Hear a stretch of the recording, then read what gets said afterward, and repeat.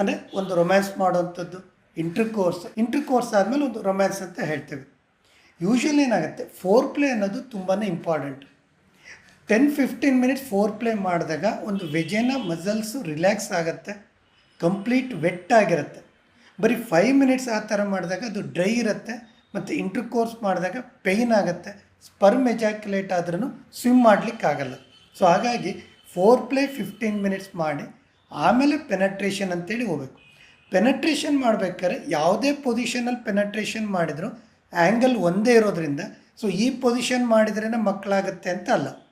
So ಇಲ್ಲಿ ಕೆಲವೊಬ್ಬರಿಗೆ ಒಂದು 2% ಅಥವಾ 3% ಆಫ್ ದ ಕಪಲಲ್ಲಿ ಪೆನಟ್ರೇಷನ್ನೇ ಮಾಡಿರೋದಿಲ್ಲ, ಜಸ್ಟ್ ಎಂಟ್ರಂತ ಆಗಿರ್ತಾರೆ, ಇಲ್ಲಿ ಎಜಾಕ್ಯುಲೇಟ್ ಮಾಡ್ಕೊಂಡಿರ್ತಾರೆ, ಆದರೂ ಕನ್ಸೀವ್ ಆಗುತ್ತೆ. ಕಾರಣ ಇಷ್ಟೇ, ಸ್ಪರ್ಮ್ ಅನ್ನೋದು ಒಂದು ಸ್ಪ್ರಿಂಕಲ್ ಆಗುತ್ತೆ ಹೊರತು ಅದು ಡ್ರಾಪ್ ಥರ ಬೀಳಲ್ಲ. ಸೊ ಹಾಗಾಗಿ ಅವರಲ್ಲಿ ಈಸಿಯಾಗಿ ಕನ್ಸೀವ್ ಆಗುತ್ತೆ.